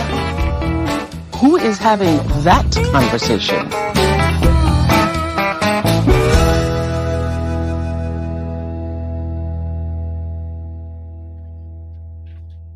It is the Mark Thompson Show, and of course, after news, we always want to go back and thank all the people that have contributed to the show. The super chat, the super stickers are live. We have Patreon set up and PayPal at themarkthompsonshow.com. But let's take a minute, Albert, and thank Flo for a $9.99 super sticker. I appreciate your contribution to the show so much, Flo, and I appreciate you too for all your nice words and for being here and just for being a generally cool person. Thank you so much. Very much for that. Yeah, thank you so much. That's so nice. And Andreas, oh, I hope your dad is okay. $20 from Andreas. Thank you. Thank you indeed. Thank you, Mark, Kim, and KGO family. Yesterday, Dad went home from the hospital at 2 p.m. That's great. Oh, no. At 5 p.m., Mom had a heart attack and died twice. I hope they brought her back and were able to resuscitate her. Today is my birthday. God has given me a gift. Mom is still alive. Oh, thank you, Andreas. You scared me with that. I am so glad it worked out that way. I am so sorry that you guys are having such horrible medical issues going on. What a ride you've had for the last few weeks. And I'm just glad that everything worked out okay there. Our thoughts are with you. You've become quite a part of this show, a big personality and great comments and always contributing. We appreciate you so much, and I'm glad that worked out. But, oh, you almost gave me a heart attack over here. Happy birthday. I hope you have a great birthday weekend celebrating, and thank you for always being such a great supporter of the Mark Thompson Show and the Nikki Maduro Show as well. Luis, $9.99. Congratulations on 10,000 subscribers. Thank you. Luis. Thank you. Yeah, that's right. Luis, I have to tell you, it feels pretty good. It doesn't necessarily mean anything, but it feels pretty good. We're looking for, what was it, Albert? 10 more subscribers to get to 10.3 thousand? Yes, so I'll probably check that. And also, we need to update the merch site. We did announce Mark's Madness merch. It will be up tonight. That was the update. Okay. It'll be available tonight, so keep your eyes peeled, and we'll probably talk about it more on Monday. Okay, that's perfect. I appreciate it. So thank you, Luis. We appreciate you, and thank you for the contribution. And Karen Q, $9.99. Happy FFF. Sorry, I keep screwing the name up, but yes, thank you. Happy birthday to Andreas. A happy birthday to me. Shout out. Karen, is it your birthday too? Happy birthday, Karen and Andreas. Yeah, happy birthday. Thank you for spending time with us on your birthday. That's so cool. Have a great birthday weekend. Joe Fong, a $9.99 super sticker. Thank you, Joe Fong. Thank you so much. Yes, we love you. Thank you very much for that. I'm sure Mark appreciates it as he's in DC right now too. Anonymous, a $2 super sticker tip for Albert's post-show beer from the bar. After dealing with me for 2 days, he's going to need a beer from the bar. Thank you, Anonymous. I appreciate the support. That's really kind. Okay, if you wanted, thank you so much, everyone. Pretty great. Thank you, everybody. If you would like to contribute to the show, you can do it via YouTube, PayPal, or Patreon, and we appreciate any help. We also just appreciate you being here. But right now, I want to get to Michael Snyder because he's got a lot to talk about with movies and TV shows, and he comes and goes on a rainbow. Michael Snyder, how are you? I'm good. Hi, everybody. I hope everyone's keeping warm and dry. Kim, Albert, and of course, Mark in absentia. I'm broadcasting from my own private island, Albert, not owned by any sovereign nation but me. Does it have a beach? Well, in my mind, it does. All right. Yeah, these are tough. Possibly cocktails. I don't know. Maybe later. 5 p.m. is usually cocktail hour. But, during stressful times, I like to recall the immortal words of George Clinton, free your mind and your ass will follow. And that's kind of how I look at things. By the way, speaking of stressful times, regarding the sedition panda, I was really excited to see that guy convicted for impersonating a panda without a legal bamboo ballot. I mean, pandas love to eat bamboo, and honestly, we need more crackdowns against unlicensed furries. That really, the furry community was up in arms over sedition panda. That's not fake. That's real. That's hilarious. Yeah, kind of. It's San Francisco is like a wonderland, isn't it? I mean, I was walking down to my local cafe a couple days ago, not the Royal Ground, although I love the Royal Ground. I was heading for fueling station, and I was startled as a garbage truck came through the intersection of Polk and Union, hit a pothole with a massive bang, and triggered the car alarms of 3 autos in back-to-back parking spaces. There's never been anything like this. The truck kept moving down Polk Street, and the car alarms, they kept bleeding in this loud mechanical 3-part harmony, and I could still clearly hear it from my destination 3 blocks away. It's the music of the city. It is indeed. You gotta love that. And one quick note before we get to movie reviews. Yeah. Speaking of music, tonight at the Oasis, south of Market, Adriana Roberts, the ever glamorous mistress of booty mashup, which is San Francisco's groundbreaking and highly influential mashup party, will present Britney versus Taylor, an epic musical battle of the blondes with mashup recordings. Not to be missed. No. Featuring the songs of Britney Spears and Taylor Swift, spun by Adriana, Jupiter Gatling, and who knows who else. And there'll be live lip sync performances by The Monster Show. And I promise you that the GOP would condemn this if they knew about it. I just know they would. Let's not tell them. Shh. No, don't. Mum's the word. Mum's the word. Shall we get to movies, Kim McAllister? Yes, let's do it. Although Britney versus Taylor, I don't know. I think there's some more to talk about there. But yeah, let's move on because we never have enough time with you. So your first movie, I think, was Creed 3. Yeah, well, Lordy, what hath Stallone wrought? It's yet another boxing film franchise now on its 3rd installment. The beloved Rocky movies, including the Oscar-winning first one, made Sylvester Stallone a star as the working-class Philly pugilist Rocky Balboa, who fights his way into the heavyweight championship match. And decades later, after a number of sequels, Rocky spawned Creed, a movie about Adonis Creed, the young son of Apollo Creed, one of Rocky's opponents in the ring. So Adonis is a kid with skills who aspires to boxing success and becomes Rocky's protege. And with rising stars Michael B. Jordan, and he plays Adonis, and Tessa Thompson as his pop star love interest, Creed scored and soared, and a new franchise was born. So, yeah, I don't know. Modern movie franchises can be like prestige serialized TV shows. You have to watch them all to really get the full effect. And in some cases, like the case of the Creed movies,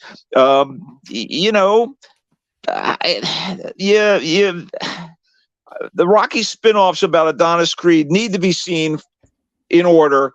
Creed 1, Creed 2, and now the new one, or just don't bother. It's like the Marvel movies. If you aren't like on board, why are you watching a movie that's like 10 films in? So anyway, the Creed films, including Creed 3, out in theaters today and directed in solid form by, of all people, Michael B. Jordan, continue the tale with a lot of interpersonal drama, including in this one the entry of a figure from the past who was connected to Adonis. And things can get a little soapy in these films. I mean, it's not quite One Fight to Live, but you get the idea. Lucky that the actors here are so damn good, giving this tale of a haunted past, betrayal, and triumph in the boxing world much of its punch. And yes, that's right. I said it. I said punch. I know. The story has overly familiar turns. Yeah, well, I can't stop myself, Kim. As Creed 3 kicks off, Creed, who unified all the world championship titles, has retired a winner to live the good life with his beautiful wife and their cute deaf daughter, while also mentoring other pro fighters. But he's pulled back into the ring when an old friend and amateur Gold Gloves champ who took a bad rap years ago is released from prison and wants his shot at the title. So who plays the old friend? None other than actor of the moment, Jonathan Majors. Just a few days after he made some serious scene-stealing noise as Kang the Conqueror in Marvel's Ant-Man and the Wasp: Quantumania. So is Majors' character a good guy or a bad guy here? Will he end up actually fighting Creed, who has given up the so-called sweet science for domestic life and his business interests? And wait a minute. Jordan played the villainous Killmonger in Marvel's Black Panther, and Majors is Kang the Conqueror. Are we going to see Killmonger versus Kang? No. Well, that would be telling anyway. By the way, Thompson, who is, of course, back in Creed 3 as the champ's wife, plays the Valkyrie in Marvel movies. I mean, holy hammer of Thor, it's a full-on MCU reunion. To be fair, it's always a treat to watch the likes of Jordan, Thompson, and Majors do their thing, and this is no exception. Even when the familiar dramatic beats and sports movie tropes are trotted out, this charismatic trio breathes life into them, and the boxing matches are beautifully executed. Good going to director Jordan, his cinematographer, and the editor here. The familiarity can be a bit much, but the whole package is well executed, heartfelt, and when the gloves are on, exciting to watch. All right, it's no knockout like Creed or technical knockout like Creed 2, but Creed 3 manages to win on points. It's in theaters, so I give it a recommendation. Okay, you recommend. I like Jordan, so I find his characters are always to be compelling, and there's something about his honest face that I like. So I don't know. I'm probably drawn toward him. I don't know if I'll see this movie, but I like that you recommend it. So that's well. Good. If he's front and center, he is always reliable and always potent. And again, if you haven't seen Creed 1 and 2, why you don't even think about seeing Creed 3, okay? Because you don't know the whole story, right? Right. If you don't know the whole story, why even bother? Don't do it. Operation Fortune. Yeah. All right. Although Operation Fortune is gussied up with the highfalutin subtitle Ruse de Guerre, which is French for ruse of war. It's a boilerplate, meant to be comedic thriller with the sometimes sharp but inconsistent director and screenwriter Guy Ritchie at the helm, and the reliable, hard-hitting, no-nonsense anti-hero Jason Statham, who, by the way, starred in the recent and better Ritchie movie Wrath of Man, here as leading man, or should I say weapon, right? Well, you know, it's supposed to be an action film, but this new one is more like a haction film. I'm not saying that everyone but the stunt people phoned it in, but throughout Operation Fortune, I could swear I kept hearing a busy signal. Anyway, Statham is, get ready for this, Orson Fortune, international man of mystery. The real mystery is the plot here, wherein Fortune is tasked with stopping the shady sale of some new high-tech weaponry to the baddest of the baddies. Yeah. So Orson, he recruits some entirely gratuitous helpmates, including a hunky Tom Cruise-type Hollywood actor played by Josh Hartnett, and a computer whiz played by Aubrey Plaza that's right, Aubrey Plaza, to travel the world with him and thwart the villains. I think it was meant to be a comedy because a lot of it was ridiculously convoluted and unbelievable. Oh, that's unfortunate. I mean, the often funny and definitely talented Plaza was cast as a supposedly glamorous quasi-love interest for Fortune. You know, I guess Plaza as a sexy latter-day Bond girl is funny in a WTF way. I mean, I didn't even smirk once, honestly. Only Hugh Grant, who was outright tremendous in Ritchie's superior 2019 heist film, The Gentleman, brings joy and gets away with participating in this ho-hummer as the smug but stylish arms dealer brokering the super weapon sale. The action sequences are labored, as are the, quote, humorous, end quote, setups and dialogue. I watched Operation Fortune for Richie or poorer, and it turned out to be for poorer. It is in theaters, but it really, if anything, begged to be watched on like a streaming service or, you know, cable. It's Operation Fortune. Did you have to sit through the whole thing? Yeah, no, I never leave. It's my mandate. It's my duty, my friend. You know, so many weeks come along early in the year where there's not a lot to cover that's new, and I was able to catch up to something incredibly worthwhile, Women Talking, which I was never given an opportunity to see at the end of last year for awards and best of the year consideration, which is an absolute sin on the part of the publicist responsible, but we won't rake them over the coals. Instead, I just want to say that lean, smart, brilliantly acted, and significant in its subject and perspective, Women Talking is a winner. It was written and directed with skill and noble intent by the talented and thoughtful actress Sarah Polley.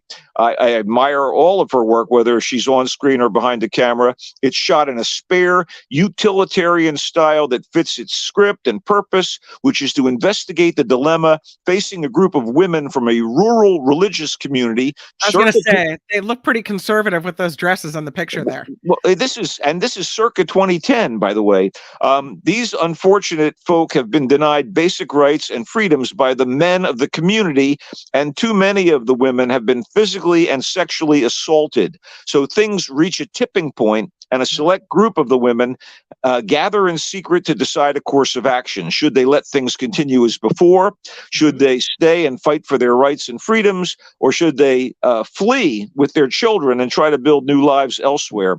The cast is superb, led by Claire Foy, you know, from The Crown, seasons 1 and 2. She's awesome. Rooney Mara, Jessie Buckley, who is one of my movie sweethearts, Frances McDormand, Judith Ivey, and token male Ben Whishaw, and the issues at hand, the subjugation and subservience demanded of women in a society long dominated by men, and a woman's right to self-determination. They remain of paramount importance even in the contemporary, purportedly egalitarian Western world we live in.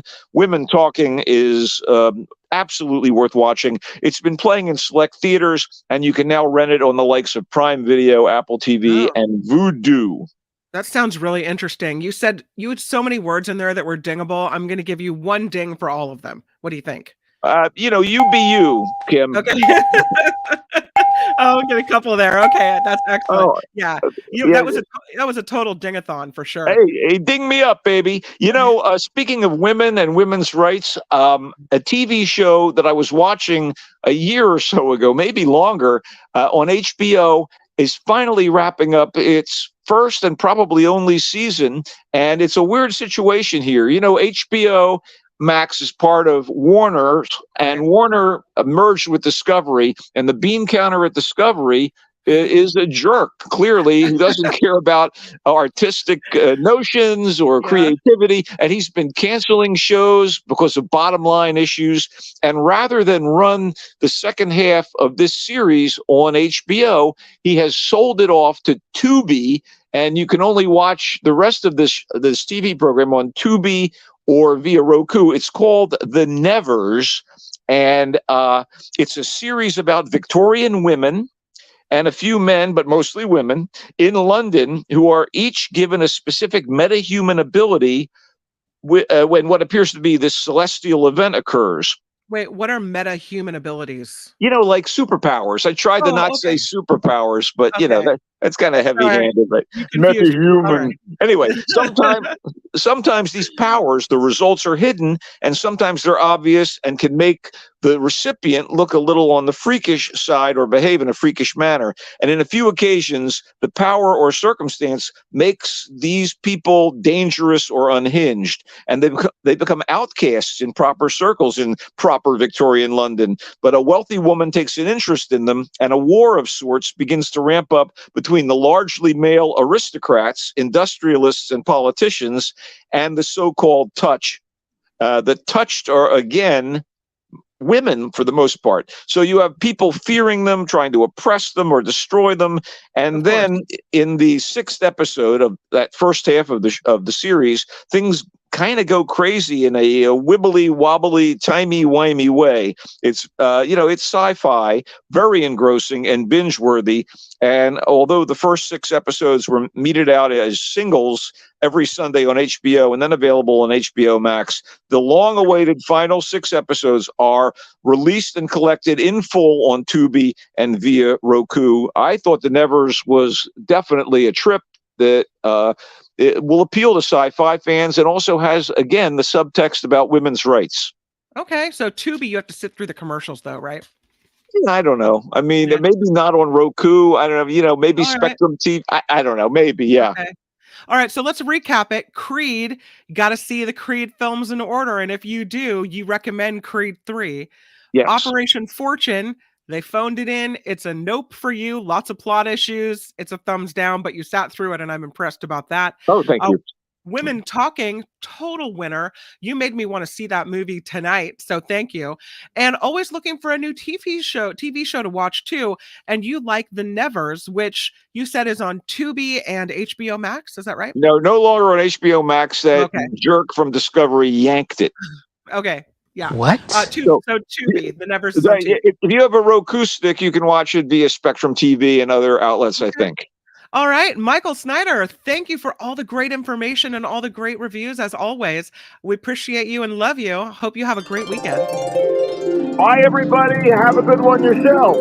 Comes and goes on a rainbow. And that is the show for today. And what a show it was. We had Sedition Panda, Aberclam Lincoln, Michael Shure, Michael Snyder, and you. So thank you for being here. Thank you for all the support, the great conversation in the chat. I hope you have a really, really good weekend. And I hope that you are able to tune into the Nikki Maduro Show. We're going to talk about the Diablo nuclear power plant, how it has been extended, and Loretta Lynch, you may know her from KGO. She's the former chair of the California Public Utilities Commission. She will join us, talk about what that means for California. It's a big deal. The Nikki Maduro Show. Join us right now over there on Nikki's show.